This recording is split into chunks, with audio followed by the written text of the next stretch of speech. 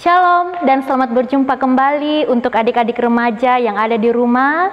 Mari bersama-sama kita mempersiapkan hati dan pikiran kita untuk bersama-sama memuji dan memuliakan akan nama Tuhan Yesus Kristus.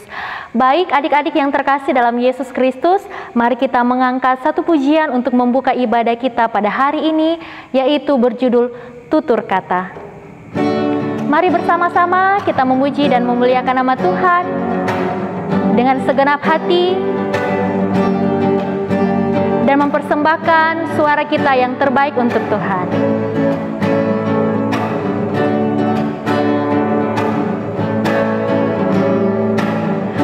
Bagai air sirami tanah gersang, rasa sejuk menyegarkan,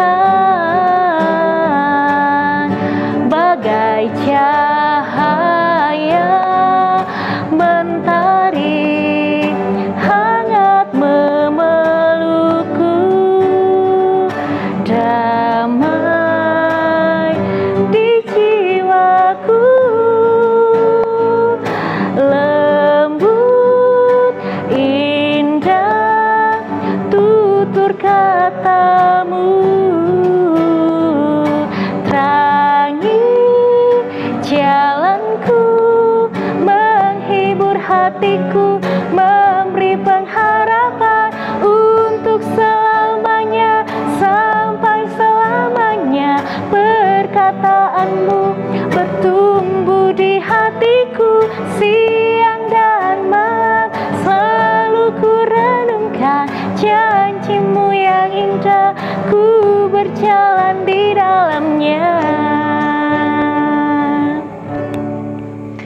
Baik adik-adik yang terkasih dalam Yesus Kristus, mari kita bersama-sama berdoa untuk memulai ibadah kita dan untuk merenungkan firman Tuhan pada saat ini. Mari kita berdoa. Bapa yang bertata dalam kerajaan surga, terima kasih untuk waktu dan kesempatan yang begitu indah pada saat ini. Kami anak-anak remaja Pokwas Ponda telah siap untuk beribadah. Tuhan, sekiranya Engkau memberkati ibadah kami dari awal pertengahan hingga berakhirnya, dan biarlah ya Tuhan pada saat ini Engkau memberkati hamba-Mu yang akan menyampaikan firman-Mu. Biarlah hamba dapat menyampaikan firman-Mu ini seturut dan sesuai dengan kehendak-Mu. Ini doa kami ya Bapa, dalam nama Tuhan Yesus Kristus kami berdoa. Amin. Ya, adik-adik yang terkasih dalam Yesus Kristus, mari bersama kita buka Alkitab kita. Bahan bacaan kita pada saat ini cukup banyak. Kita buka Alkitab kita dari kitab Yesaya pasal 6 ayat 3, 2 Korintus 6 ayat 17 sampai pasal 7 ayat 1, 1 Petrus pasal 1 ayat 15 sampai 16, dan 1 Korintus pasal 3 ayat 16 sampai 17. Cukup banyak pembacaan kita pada hari ini, tetapi di sini saya hanya mengambil satu bahan bacaan yang paling pokok dan paling inti, yaitu dari kitab Yesaya pasal 6 ayat 3. Mari kita baca secara bersama-sama. Kita mulai. Dan mereka berseru seorang kepada seorang, katanya, Kudus, kudus, kuduslah Tuhan semesta alam, seluruh bumi penuh kemuliaannya. Nah, cuman satu ayat pembacaan kita pada saat ini. Adik-adik yang terkasih dalam Yesus Kristus, ya, kata kudus itu sendiri yang berarti adalah kemurnian, kebebasan, dan tidak bercela. Dan bahasa Yunaninya yaitu hagios. Nah, adik-adik yang terkasih dalam Yesus Kristus, sebelum lebih jauh kita merenungkan firman Tuhan pada saat ini. Nah, di sini kakak menyediakan dua gelas yang berisi, satu yang berisi air putih yang jernih dan satunya lagi berisi ada batu dan ada bubuk kopi. Nah, adik-adik, gelas yang pertama ini melambangkan Allah. Allah itu adalah kudus dan tidak bercela. Kita melihat gelas ini sangat jernih dan sama sekali tidak bernoda. Nah, sedangkan gelas kedua ini adalah gelas yang berisikan batu dan bubuk kopi, melambangkan bahwa gelas ini adalah kehidupan manusia yang penuh dengan dosa. Dosa yang dilakukan semasa hidup manusia, entah itu mencuri, entah itu berbohong, menfitnah, dan lain sebagainya. Nah, mari kita isi gelas ini dengan air. Nah, kita lihat bahwa betapa gelas ini sangat hitam. Gelas ini sangat hitam, begitupun dengan kehidupan manusia di dunia ini yang sangat penuh dengan dosa. Dalam sini sudah tercampur semua, ada dosa persinahan, dosa pernah berbohong, dosa pernah mencuri, dan lain sebagainya. Sangat kelihatan kan perbedaannya seperti ini? Nah, adik-adik, melalui ilustrasi ini sebenarnya apa makna yang dapat kita petik? Yaitu kita harus menyadari bahwa Allah itu kudus dan tidak bercela. Manusia penuh dengan dosa. Nah, kenapa kita tidak dapat melihat Allah secara fisik? Kita dapat melihat sesama manusia. Kita dapat menyapa mereka, kita dapat berbicara dengan mereka, kita dapat menyentuh tubuh mereka. Tetapi dengan Allah,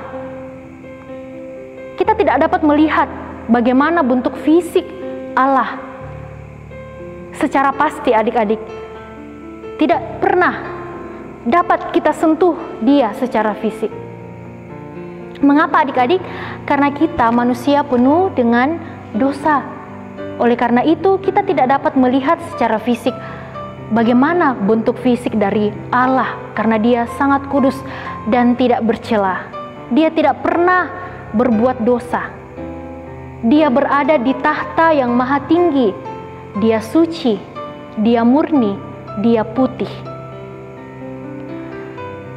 Tetapi adik-adik, oleh karena kemurahan dan kasih Tuhan yang begitu nyata dalam kehidupan kita manusia, sehingga Dia mengorbankan dirinya di atas kayu salib. Dia rela dari tahta yang maha tinggi turun ke dalam dunia, menjadi manusia, menjadi seperti kita. Untuk apa, adik-adik?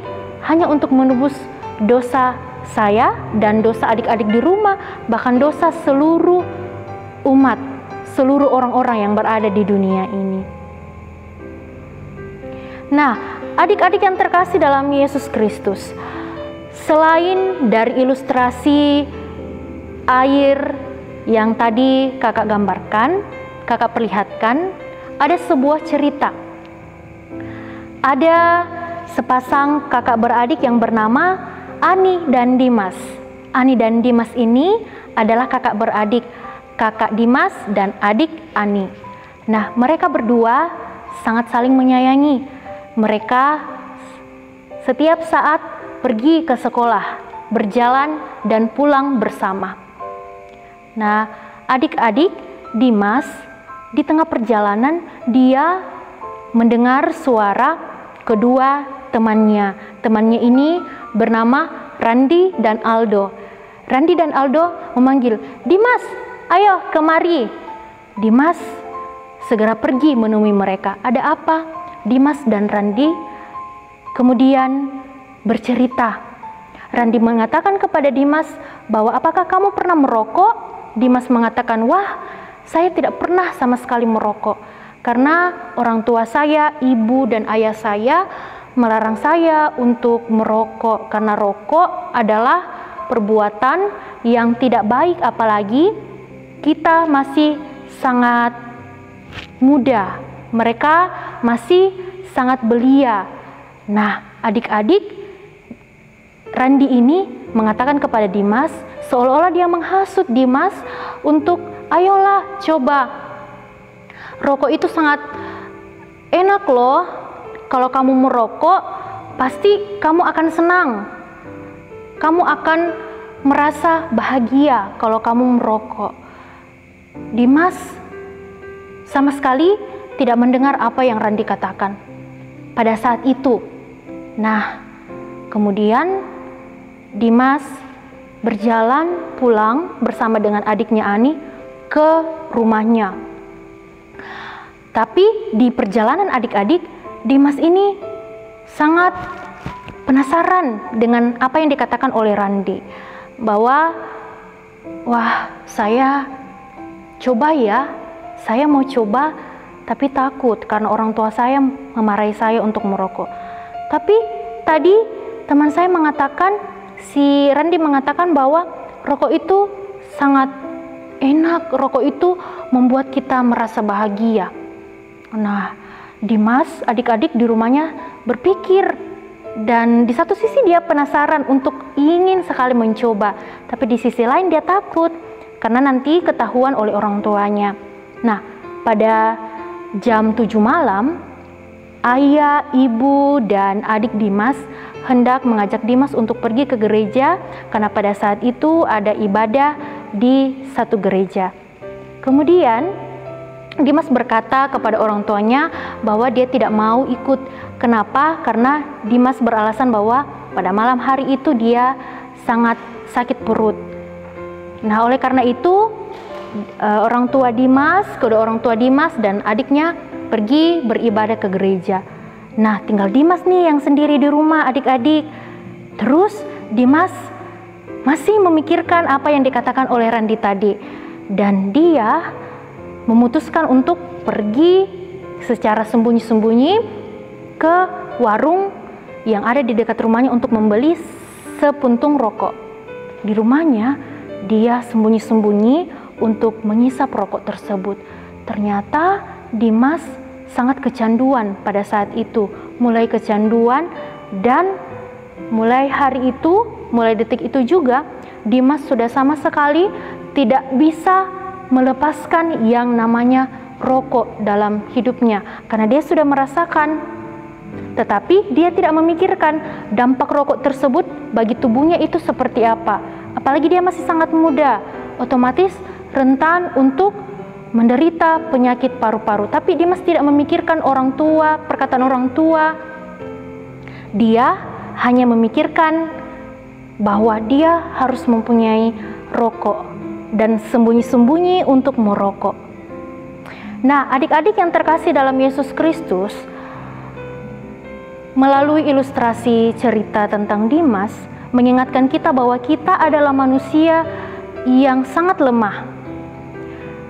Seringkali kita mudah tergoda oleh sesuatu yang negatif, dan kita melupakan saran orang tua, kita melupakan saran orang-orang terdekat, bahkan melupakan Tuhan.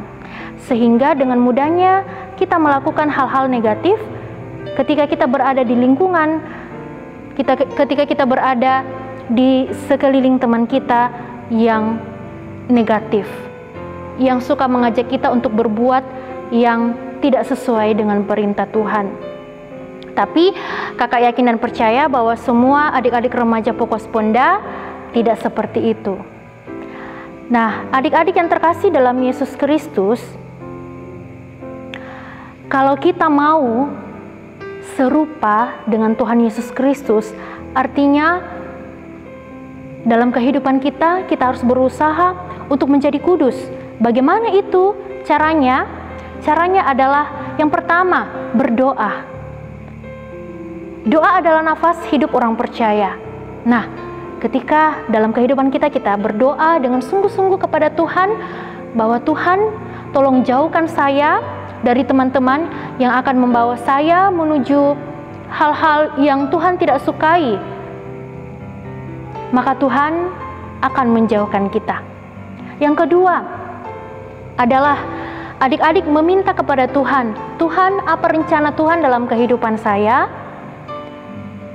Perbuatlah itu dalam kehidupan saya, sehingga saya bisa menjadi orang yang baik untuk teman-teman saya, sehingga saya bisa menjadi pribadi yang mengajak teman-teman untuk menghindari diri dari hal-hal yang merusak masa depan anak-anak remaja.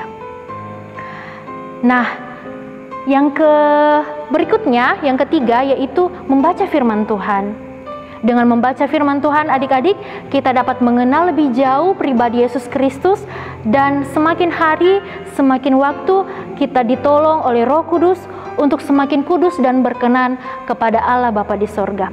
Sehingga kehidupan kita boleh mencerminkan atau menggambarkan teladan Kristus, sehingga orang-orang lain juga yang mungkin di luar agama Kristen melihat bahwa ternyata anak-anak remaja Kristen mencerminkan kasih Kristus dalam kehidupan mereka melalui apa, adik-adik? Melalui perbuatan dan perilaku kita yang berkenan kepada Yesus Kristus dan berkenan kepada sesama kita. Demikianlah seluruh cerita kita pada pagi hari ini. Semoga cerita firman Tuhan pada saat ini dapat membangun pribadi adik-adik remaja yang di rumah untuk selalu setia dan bersungguh-sungguh menjadi kudus dan serupa dengan Yesus Kristus. Amin. Adik-adik, saat ini kita akan membawa persembahan kita. Untuk membawakan persembahan kita, kita iringi dengan menyanyi pujian, terima kasih Tuhan untuk kasih setiamu.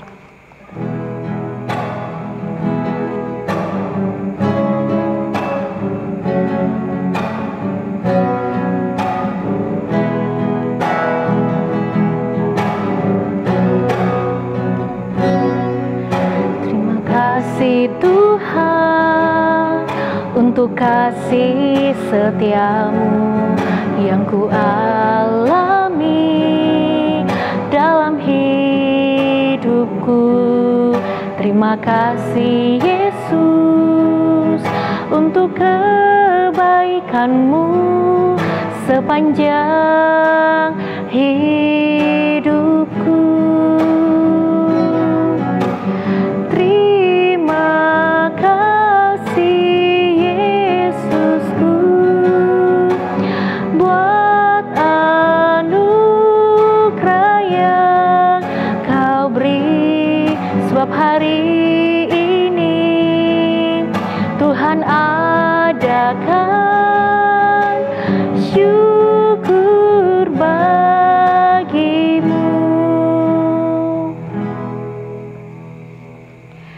Ya, adik-adik, mari bersama-sama kita berdoa syafaat sekaligus kita berdoa untuk persembahan kita.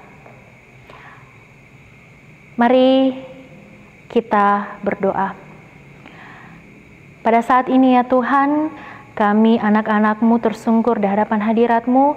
Kami telah mendengarkan sebagian dari renungan isi firman-Mu.